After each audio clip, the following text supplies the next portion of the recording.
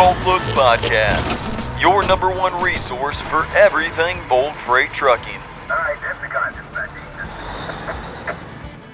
Hey guys, Jared Flinn with the BulkLoads Podcast. Got Tyler with me. What's going on?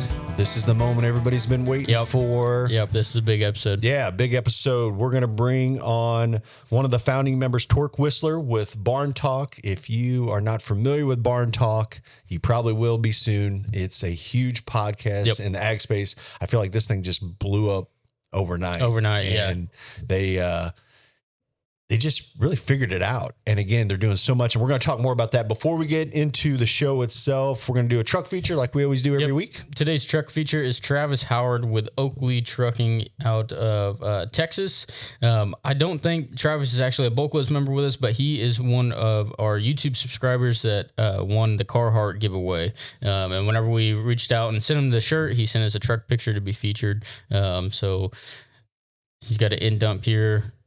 Looks like, solid blue truck. Yeah. I like that color blue. Was it you that we were talking, or somebody kept pointing out like how much you're gravitated towards blue now? Yeah. I like the light blue or like the teal. I know you always said gunmetal gray. Yeah. I remember that. But I thought like anytime you're picking trucks, it's always like if there's a blue, some kind of blue. Yeah. It's probably just because blue's my favorite color. So I've got like a bias towards it. Yeah. Cool.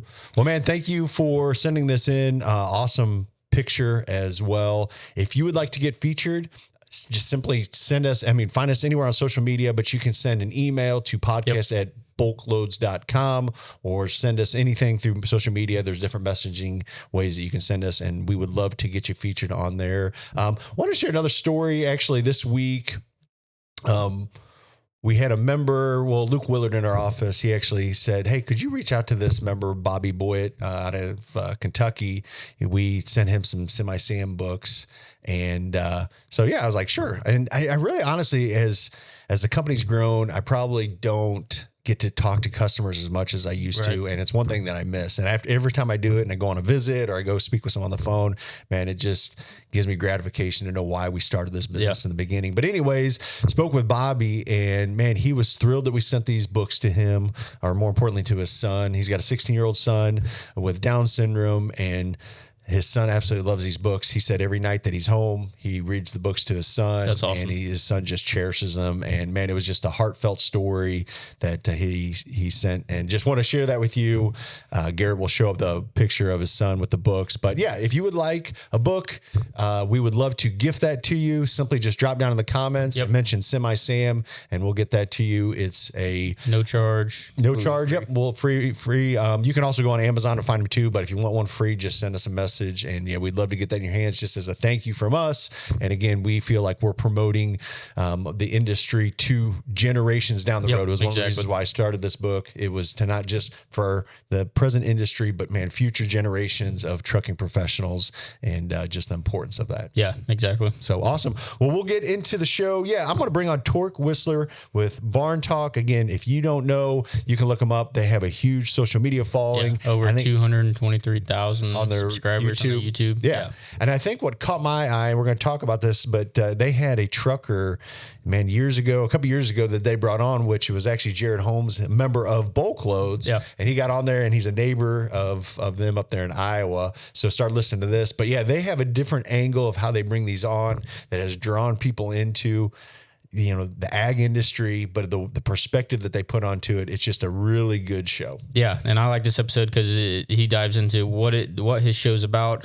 But also like the behind the scenes, like what their end goal is for the show, and how they also got big guests like Ron DeSantis to come onto their show. Yeah. And he is going to give us the secret sauce of how they have exploded overnight. So stay through the end, and we're going to talk about that and kind of digest kind of what they've done to really get to that big of a showing, and how much it's now impacting their business in the end. So with that said, here is my conversation with Tork Whisler of Barn Talk.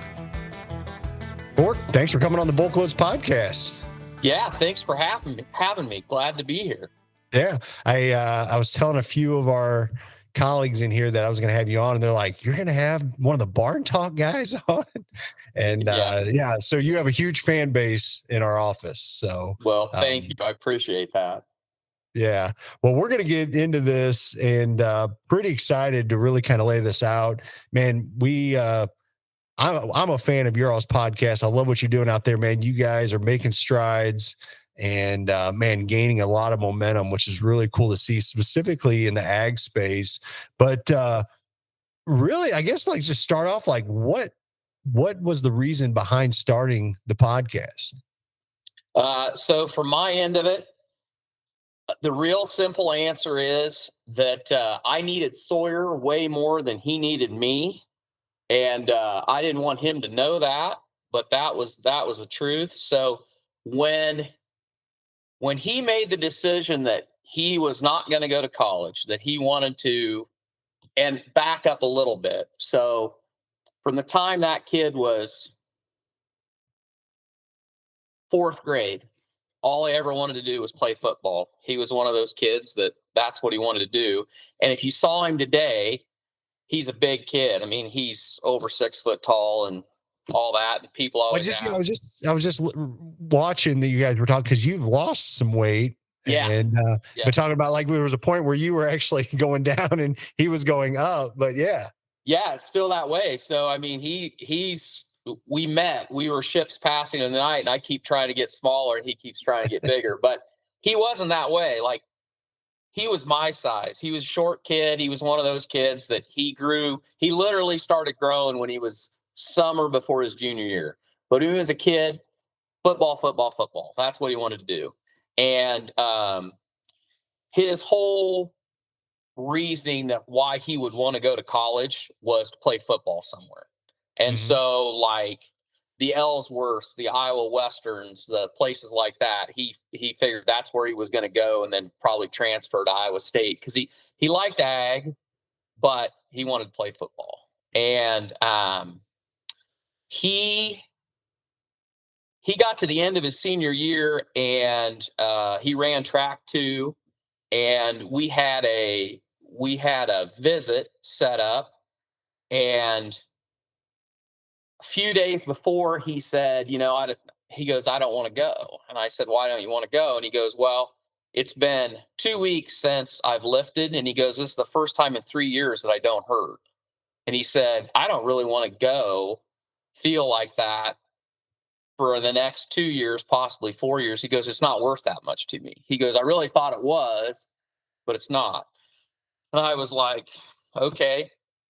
And he and I are a lot alike. So financing or helping to finance him to learn how to drink beer out of a garden hose like I did wasn't all that appealing to me. So I was like, if your heart's not in it, you got to figure out what you want to do. And he was already choring all the hog buildings that we had while he was going to school. And he said, I think I would just want to farm with you.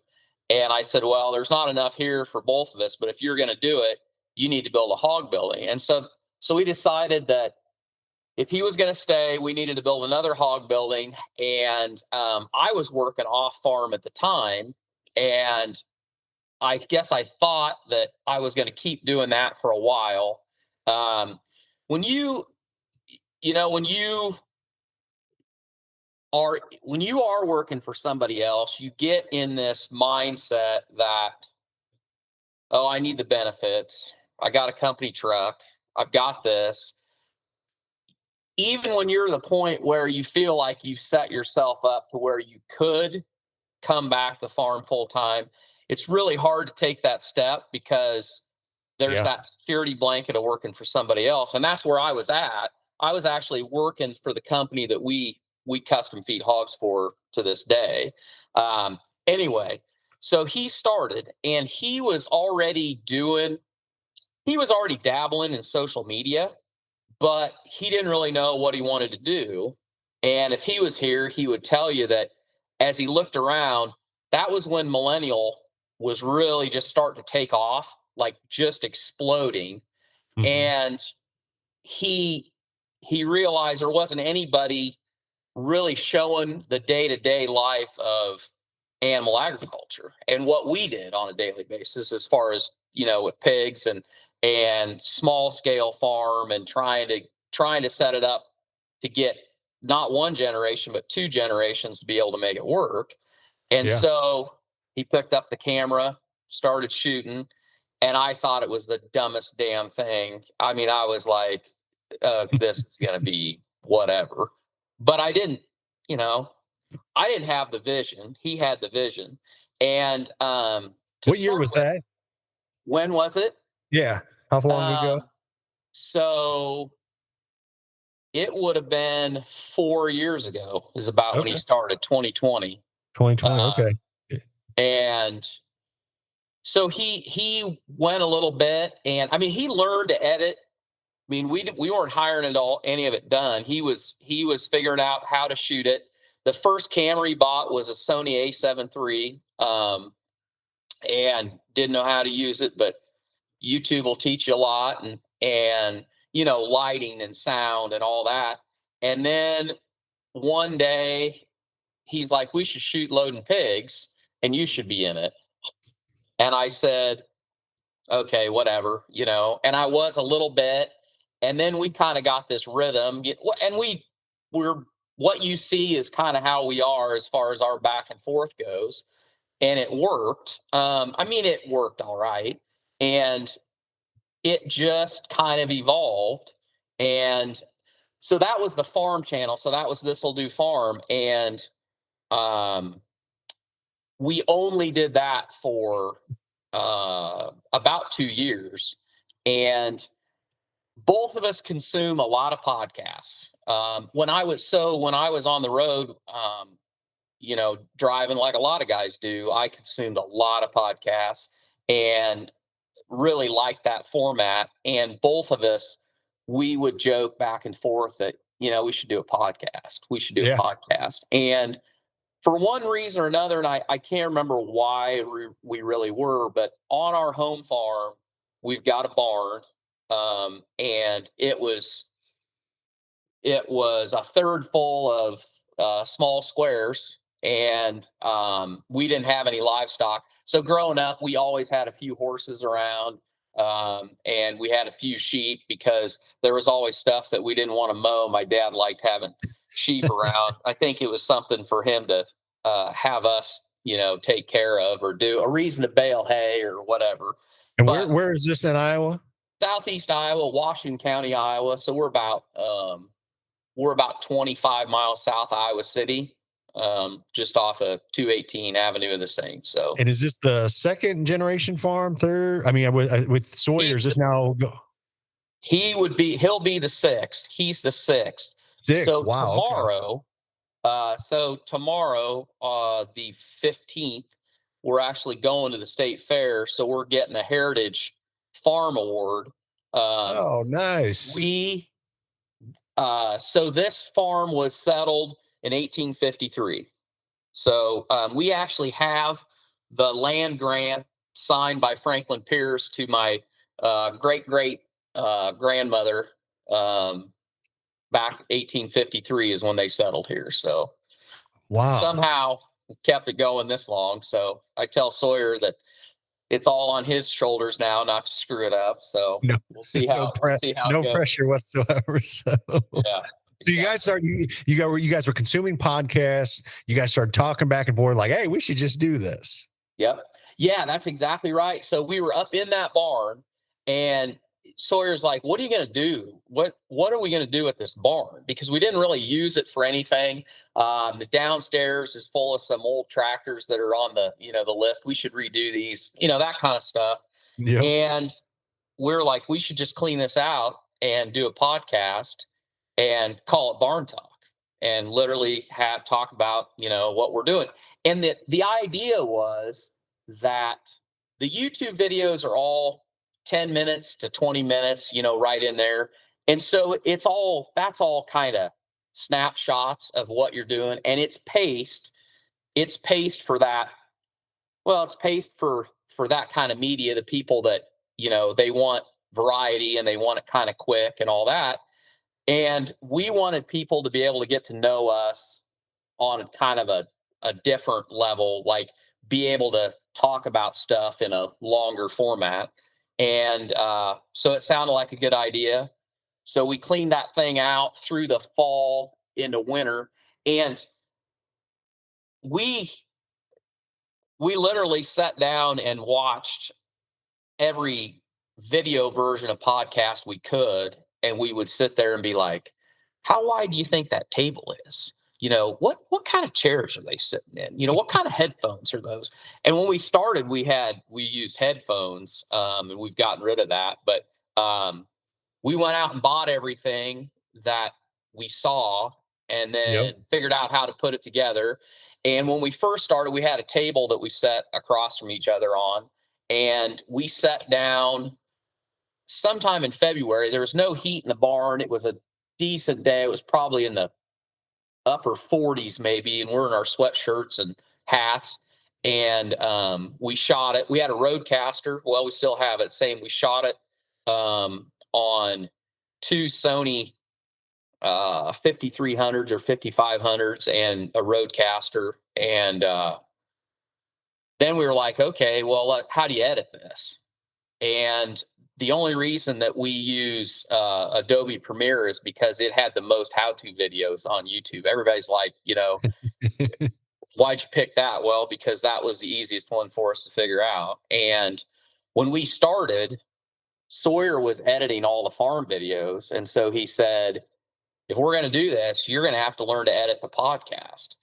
And I'll tell you what, I should have listened more in school, because it was a deal. I think it was a harder deal for Sawyer with his patience than it was for me to actually learn it. But anyway, figured it out, and we started doing them. And so when we started, we did everything. We did all the editing. We even started, when we started doing clips, we cut all the clips ourselves. And we've subbed a lot of that out now, just because it's such a time thing. But we did that first episode and we put it out there, and I don't remember what it did, but it didn't do too bad. And then we just kept at it. And there's no like magic sauce to what we've done. Yeah. Other than, I think the one thing that we have tried really, really hard to do is just, good or bad, just kind of show it all and not try to cater to anybody, just be who we were and who we are. And it's connected. Well, yeah. Well, I think what I've noticed about the ones that I've watched, you guys are fully transparent. And I think as viewers, listeners, watchers, people want to watch people and listen to people that are fully transparent. They know that they're not hiding anything. There's no agenda, anything like that. It's just like, hey, this is who we are, and we're proud of it, So I was my first podcast I was introduced. It was a couple years back, but there was a trucker. I think he was a neighbor up the road. Jared Holmes. Lifestyle. Yeah. So, and actually he's a member on BulkLoads, or he was at one time, because we looked him up. We're like, man, he's been on our, he used our load board for a while, but somebody said that. But he'd start. Yeah. That's the one that somebody forwarded me. I was like, what is this? And then, just even when the time that I'd watched it, that podcast had already, it was well in the upper thousands of listeners and downloads on YouTube alone. Yeah. So that's where I was like, man, these guys are onto something. They're hitting a market or niche that people are really attracted to. Hey guys, Jared Flinn here. Thank you so much for listening to the BulkLoads Podcast. We started this podcast back in 2018, almost 7 years ago, to really be a resource for bulk professionals out there.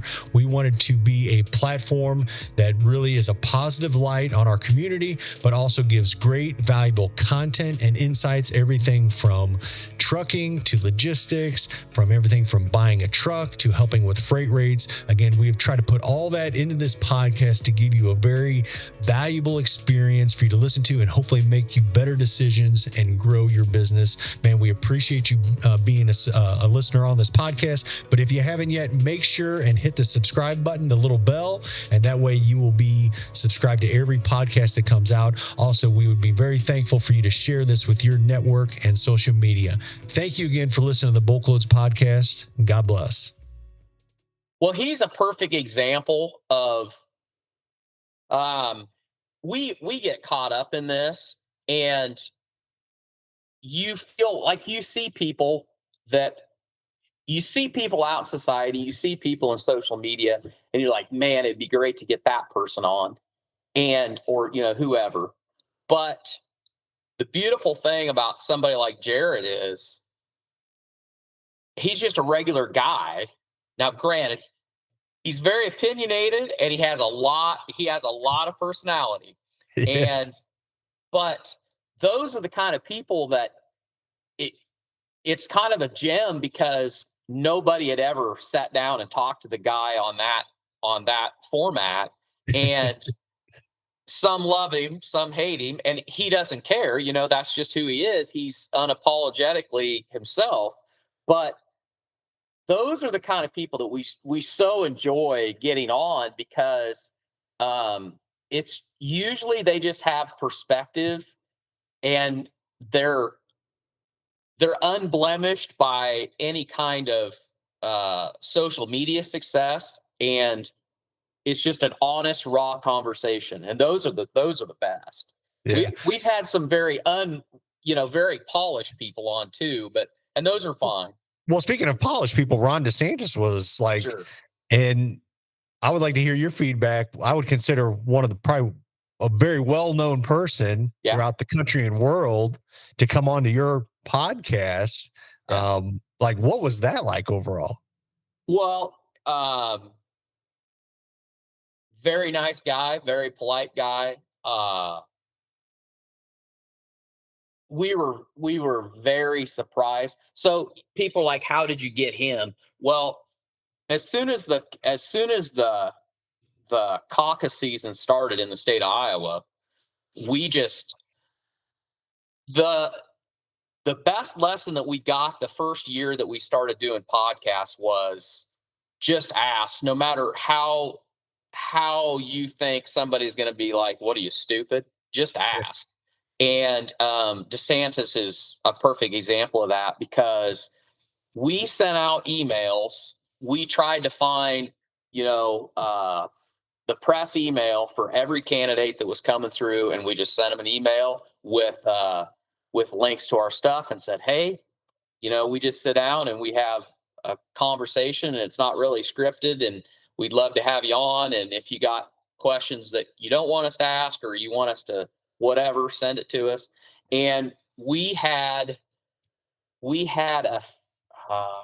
two or three that just sent us generic replies that either, oh yeah, well, we'll let you know, or we're not looking for any of that kind of stuff at this time. And we didn't get anything from DeSantis back. And one day on a Thursday afternoon, it was about 5:30, I get an email, and it was from his press secretary. And I was like, it was so nonchalant that you were like, is this legit or is it not? And her cell phone number was on it. And so I called her. She picked right up, and she said, hey, we're going to be in Southeast Iowa. We'd love to do the podcast. Let's try to make it work sometime. So we said, okay. And, so we were really excited about it. And then 2 days before they were supposed to come on, she emailed me and said, it isn't going to work. We're going to reschedule it. And I was like, oh, here we go, Sure. Yeah. But then they did reschedule it. And when they did, I told Sora, I said, we're not telling anybody, because the last thing I want to do is to say he's going to be on there and then he doesn't show up. And sure enough, they came rolling in the bus, and he hopped off and came up. And we did not send him the questions ahead of time. They said, you can talk about whatever you want. And when you get somebody like that, the one thing I'll say is, and if you watch the conversation, the only real question that I felt like you got a glimpse of the real Ron DeSantis is when we bounced him about the football playoffs, about Florida kind of getting screwed. And he made that comment about, it'd sure be nice to keep all those players that play at Alabama that are from Florida, just keep them in the state, And I thought that was pretty good.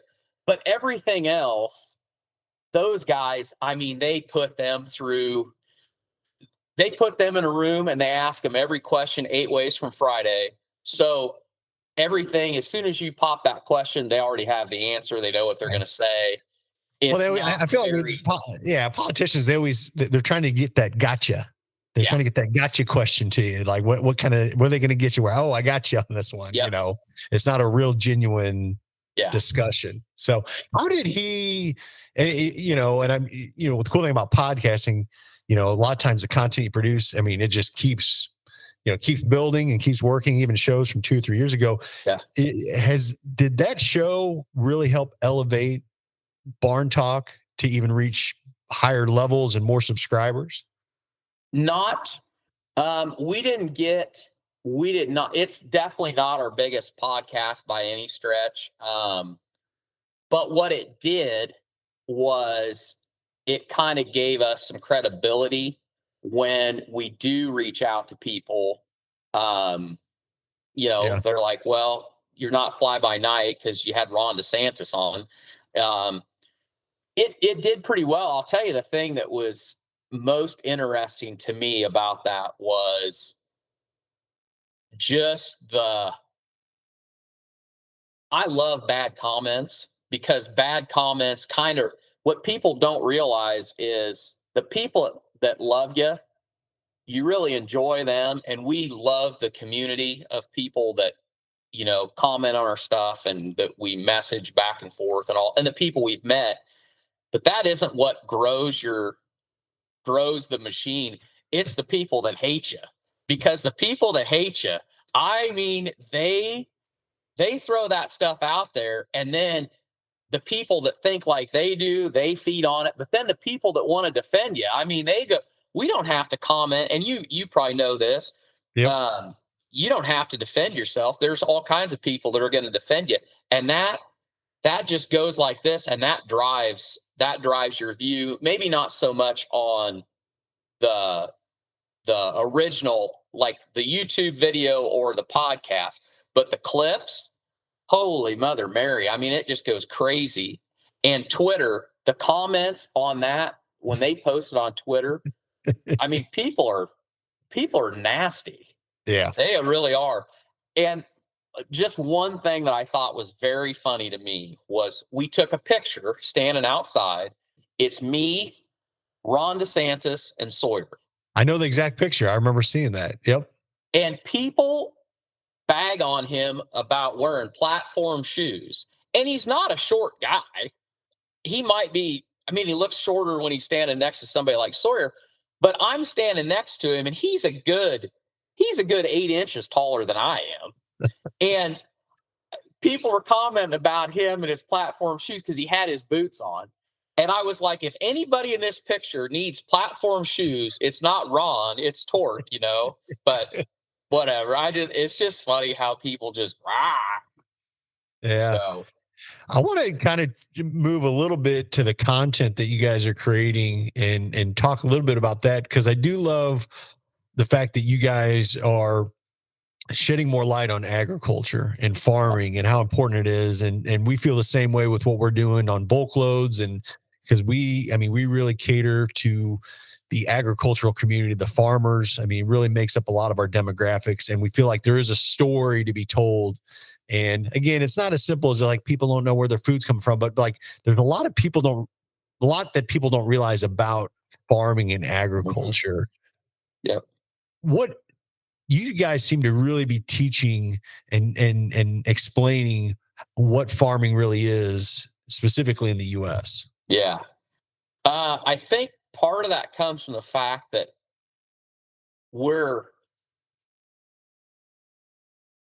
we can tell a story in a way that people, so traditionally, I feel like a lot of farmers are the guys that just put your head down and get your, if you just do the work, it's all going to be fine.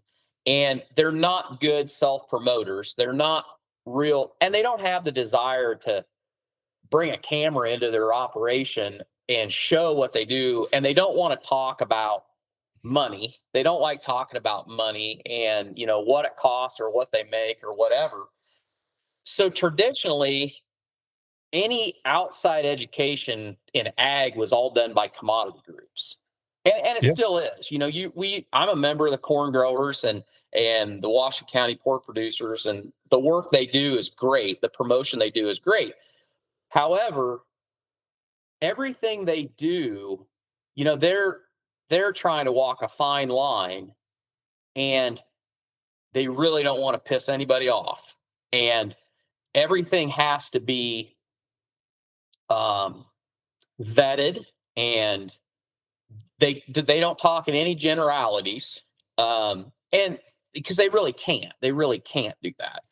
Well, when we have a very frank conversation about rent, or about what it actually costs to keep a generation going on a farm, or what people that a good example of a hot button issue that there's a lot of back and forth within ag is like the people that are all about regenerative ag and biologics and cover crops and all that.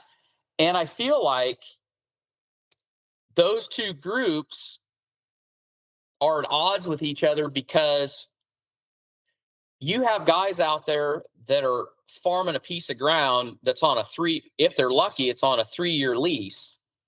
And the regenerative people are like, oh, you need to plant cover crops. You need to do this. You need to do this. I don't know if I'm going to have that piece of ground next year, let alone 5 years from now. So when you're telling me that I can do something that's really going to help the water holding capacity of my land and all these things, but it's going to take years to do it, I may not be in business next year if I can't turn a profit off that piece of ground. And I think a lot of people outside of ag don't understand the stresses that people are under. They just look at it as, well, if this is so great, everybody should just do it. Well, if you don't have the luxury of having a land base that you own, and the other side of it is the average age of your farmers keeps going up. So the number of family farms out there, and ours is one of them. We just talked about this on last podcast.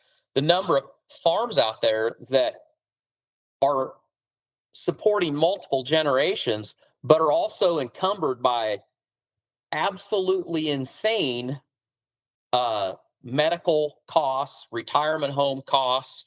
That you talk about inflation, that is a huge burden to carry on a lot of these farms, and nobody talks about it. And so we just try to find subjects like that you always hear one side of a story, but it's good to have the big picture about why that works for some people, but for other people, yeah, it'd be great, but they're really in a position that they just can't do that. So yeah, I think that's so good. I want to back up just a little bit, because what I heard you say, and I think it's when I got in trucking 20 years ago, man, when people talked about trucking, it was always negative. That a lot of these truckers, these owner operators were, a lot of people in the office I worked, they call them dirt bags. There was this this persona of these guys. And I was looking like, these guys are salt of the earth. I mean, a lot of them are farmers, but we had to change that narrative to people that no, the people that are servicing us are the same people that we're living with, that are in our communities, that farm, they have kids. I mean, the whole thing. But it was this narrative that you had to change. I guess society or the world was deeming them as something else. But I feel like you're saying the same thing with farmers. A lot of the farmers that we know today, again, they're very humble people. They're not out there broadcasting, posting, whatever, right, wrong, or different, but they're just very simple-minded. They put their head down, like you said, and they grind every day. And I just think of this. That was my grandpa. That was my dad growing up on the family farm.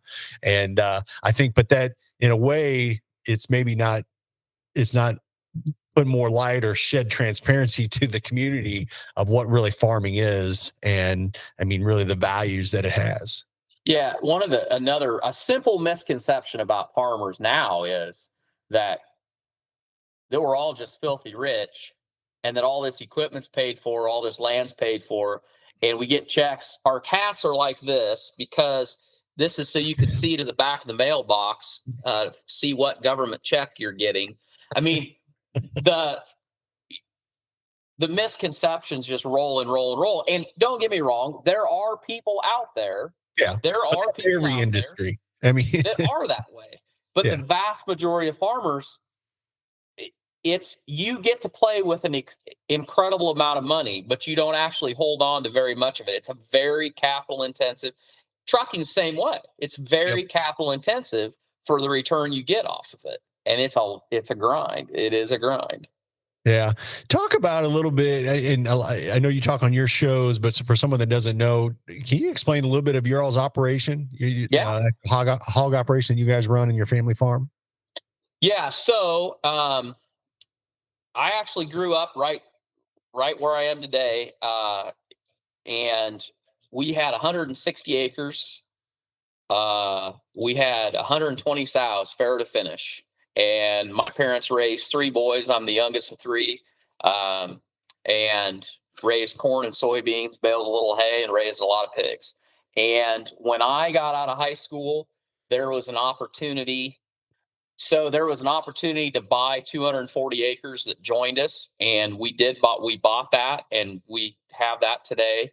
And then I bought a guy that was moving. I bought his farrow to finish operation, and we combined them. So my dad and I, we had 400 sows farrow to finish, which, early 90s, that was a pretty good sized operation. But that was right at the time when production agriculture, as far as swine goes, it was really starting to change. Genetics were changing. It was the start of contract finishing, mid 90s. And 96 was a real bad year in the hog business, and that set us up for 98. And I started in 92. And by 98, we decided that we were not going to keep farrowing. The margins were terrible, a lot of disease pressure, and the whole industry really was changing at that point. So the decision had to be made. There wasn't enough here for my dad and I. So somebody had to get a job, and it wasn't going to be him. So I started working for a construction company that actually converted our buildings. We converted all our farrowing to nursery and went into custom feeding. And I went to work for the guy that did that. And then after a couple years, I went to work for a larger company that was doing that. I ran all their service. Ultimately, I became a salesman for them. And I had a really bad taste in my mouth after going through the 90s. I mean, I was newly married, had young kids, and it was tough. It was really tough. But I didn't really think that I would ever be back in the hog business. But the guy that I worked for kind of coaxed me out of my, I guess, disdain for production agriculture. And I built my first contract finisher in 2010. And then I built 2 more over the next few years. And by 2020, I had 3. And I was to the point, and my parents were getting older, and I continued to help on the farm, but I wasn't a full-time farmer by any means. But it was moving more and more that direction because my parents were getting older and I was doing more.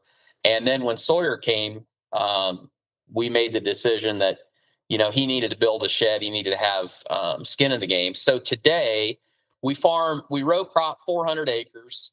And we have 2,400 head finishers. So we raise about 20,000 head of pigs a year, wean to finish, contract finish for Eichelberger Farms out of Wayland. And then the social media started about 2020, and it now is, it's like our off-farm job, only it's on farm is really what it is. Yeah. So, And obviously, Sawyer's the other co-host. Are the other children involved in the? Yeah. So I have another son, Clay, and he's not involved day to day on the farm. He and Sawyer are partners. He runs, so they do real estate on the side. So they have some commercial real estate, they have some single family stuff, and then we together, all of us, do some Airbnb in the town we live in. There's 3 retirement homes, so there's always plenty of people coming to visit Oh, nice. somebody. And so we've gotten into the Airbnb business, but Sawyer and Clay, they own real estate together. And then Clay is a silent partner on the farming side. And at some point, whenever they kick me to the curb, then, my hope is that they'll do it together. But yeah, Sawyer is the only one actively farming right now. Yeah, that's cool. Not to give it away, I mean, any kind of like future goals with the social media and podcast? I mean, I saw that you guys promote some of your own pork and offers through that, which I think is just brilliant. Any other maybe ideas in the pipeline that you guys are looking at just as you guys expand into a larger audience and demographic of people that are watching the show? Yeah. So we started, I guess you could say we started kind of with the end in mind. Our goal with the social media really was that we were going to launch a product off the back of it. And Farmer Grade is our direct consumer meat business that Sawyer started. And so part of the pigs that we raise, we have processed, and then we sell it under the Farmer Grade brand. Yep. But then his goal with that is to showcase farmers that are producing meat direct to consumer. So we have a family from Greenfield, Iowa, that we buy Wagyu from. They deliver it to our processor. We have Cole Sone Farms from South Dakota. We market his beef. We have it processed. He delivers his cattle, and we have it processed. We have a guy from Pennsylvania that does free range chicken. And the goal with Farmer Grade is ultimately to grow that to where at some point we would like to get back to just producing our own pigs and marketing our own pigs and not contract finish. Not because we enjoy what we're doing. It's just we look at everything we're doing as kind of a funnel. And we're very blessed to have some great sponsors that work with us on the show, and that have really helped us, build out our infrastructure. But our primary goal is to get to the point that Farmer Grade is the primary sponsor, and all of our social media is the funnel to bring new people that learn about us in. And at the bottom, they decide they need a box. They need a box of Farmer Grade. I mean, in a perfect world, that's what we would like to do. And other than that, we, as you know, as anybody that has a business knows, if you're not growing a little bit, you're going behind, because everything costs more and more. I mean, especially today. And so we're really kind of an oddity in the fact that there's not very many people that are farming 400 acres with or without animal livestock or animal agriculture that are starting another generation on it. And I mean, with any luck, we'll be starting a third generation after this one. I'm fingers crossed that I'm going to get some grandkids out of this deal. But to try to keep that intact, I mean, that's legacy is everything to us. That's one thing that Sawyer and I really share a vision on. Is that's good. You can't guarantee that the next generation is going to even want anything to do with this. We just want to set our operation up that they have the chance if they want to. Yeah. And if they don't, they don't. But if they do, we want to make it viable that they can. So Yeah. I love that you guys are casting that vision out there. It's not just like, well, just see what happens, but like, man, and I'm not going to get too spiritual, but like you see that in the Bible, like these, you know, some of these descendants, they cast that vision over the children and get grandchildren that lead to those blessings because the fathers or grandfathers are casting that vision. Yeah, just to wrap this up, it just makes me think, Tork, I think you're an encouragement for a lot of people out there that maybe grew up on the farm or had ties to ag. They couldn't find it sustainable, so they had to maybe drift off, but they want to get back into it. Myself included. I was on the farm for years, left. Now I'm coming back. We actually just purchased a farm behind our house, and now we have almost 200 and something acres, for our farm. But like trying to get back to that, and as much as when I was a kid wanting to run as far as away from it, now I'm like running towards it and trying to bring my kids to embrace agriculture and embrace farming and just the values of that. So I guess to kind of close in here for those listeners out there that I think that there's so many thousands, if not more, that are in the same shoes of like, they know that maybe they're doing a little bit of agriculture, they're running some cattle. Cause I know those people that are listening to your podcast, like guys in this office, they run a little bit of cattle, but they got to still do other jobs and all that. Man, what would be your encouragement or words that you would speak to them? Yeah. So the first thing, and probably the most important thing to what our success so far is just don't quit. Like it is not easy. And today you are sold this bill of goods all the time, constantly 24/7, that if you just do this, this is the next big thing. This is the next thing that's going to propel, whether it's fitness, whether it's money, whether it's career, whether it's relationship. Everybody that is marketing something that they've got the fix. Yeah, the next big thing. There is no fix. Everything worth having, really, anything worth really having, it is a grind. And we just look at like farmer grade right now is an absolute grind, and you just got to look at it as don't quit, because we know that long term it'll work, but it's not, we're not going to be vacationing anytime soon because it's a grind. And when we started the social media, I mean, the first check we got from the first video we got that went over 1,000 views that you could get paid on, we thought, oh man, we're off and going. Do you know how many $3 checks we got from YouTube? I mean, a lot. And it is a grind. But, and I tell people this, good, right or wrong, everybody in our family has pretty much been ruined in the fact that we could never work for anybody else, because once you've put your blood, sweat, and tears in something and you've bought into something, even if it fails, you're pretty much hooked. Like you're hooked to work for yourself and to work on your own, control your own destiny. And you're just like, there's no getting out of it now.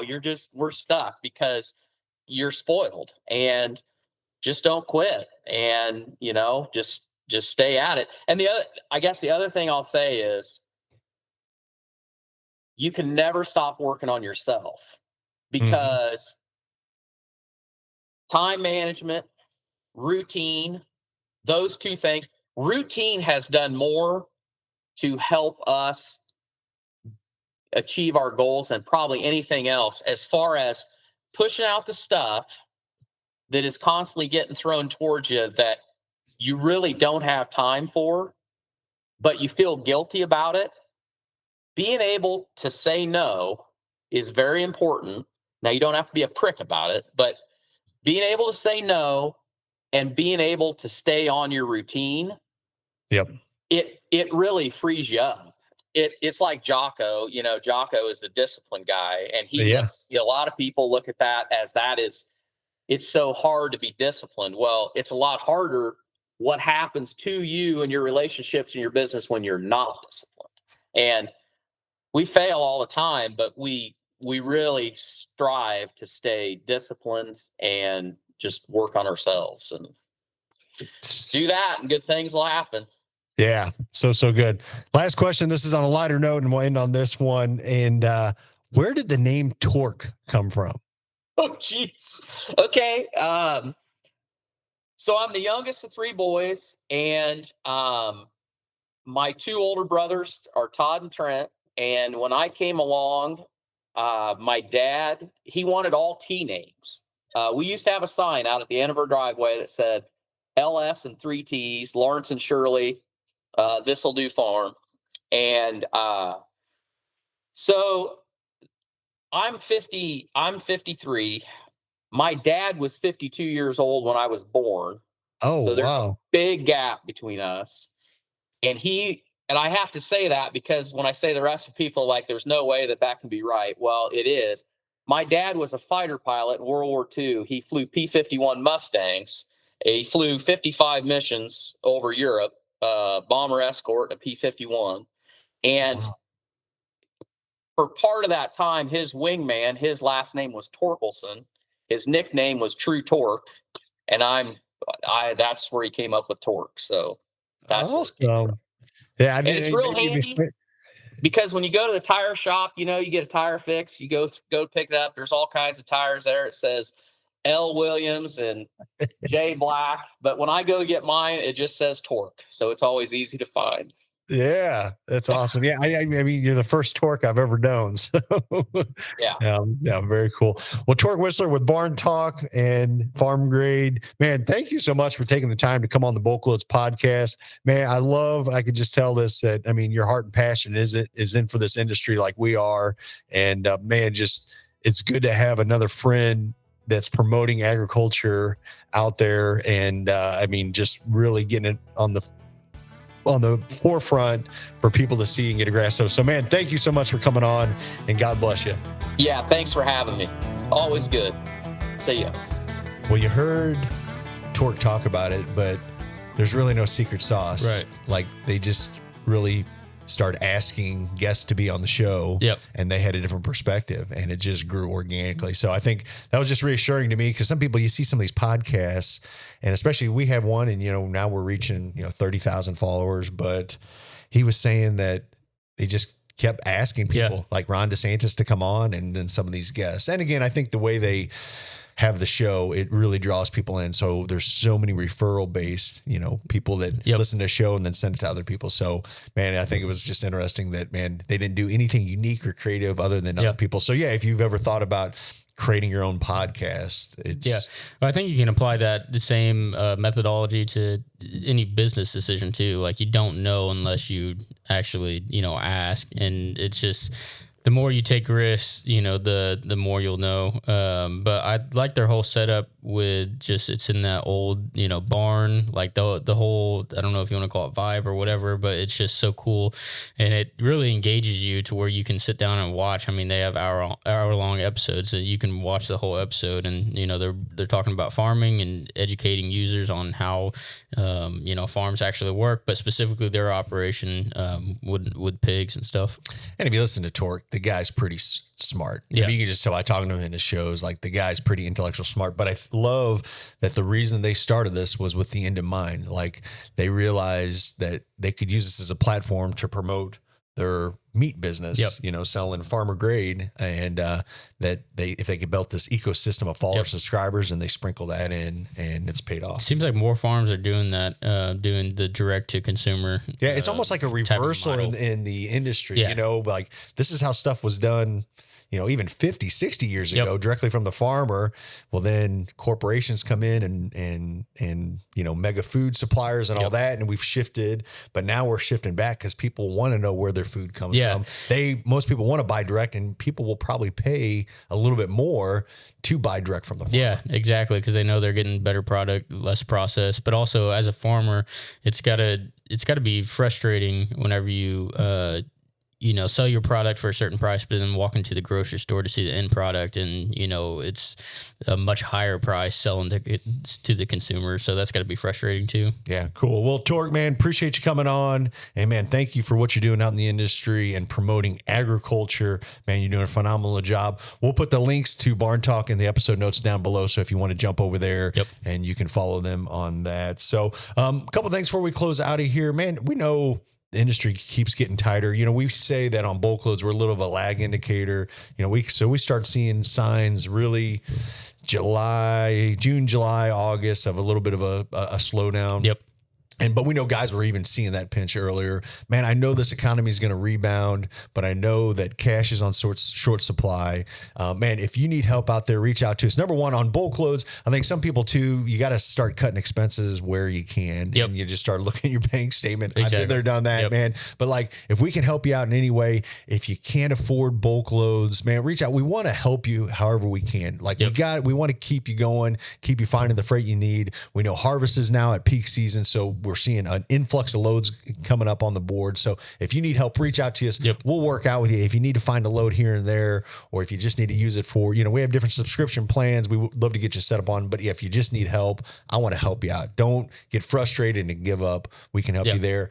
Cash flow is short. Smart Freight Funding, that's our sister site for cash flow. Man, we're signing up hundreds of people a month on there, but because we realize that people can realize that they don't have to worry about that stress of getting paid, we can handle all that on the back end. It's a really automated system. So man, if you need help, if you're short on cash, need quicker, payments, we can help you with that at a very, very affordable price. Yeah. I will say this too on BulkLoads. I mean, there's still, over 25,000 loads posted on the actual board. And we also have the complete shipper and broker database. A lot of guys too might be afraid of how to even get started, sending a mass email to shippers and brokers. That can be maybe a little bit intimidating, marketing yourself, especially if you're an owner operator to thousands and thousands of shippers trying to put yourself out there. We have a team in here that if you want to call us, we will walk you through it, and our team will actually write out an email for you to show you the best way to do it, and we can send it for you as well to get your name out there. We also have some good resources. I've been actually trying to be more proactive explaining on our podcast. So if not, go to our podcast and you read. We have some really simple tips to get you connected to the right people and hopefully save you a lot of time, money, because just searching for loads is not the only way you can get connected. And honestly, there's probably better ways than that. That's a starting point, but man, there's a lot of freight out there. Sometimes it doesn't touch our board, but those connections are on our site and we can get you connected with them. Exactly. Good point. So awesome. Cool. Anything else before we close out? I was just going to mention, so we are starting the whole process of thinking about the conference, starting to plan next year's 2025 conference. We got to get that squared away. So I think we decided definitely first week of April next year, if we can make that happen. But we'll nail down specific dates.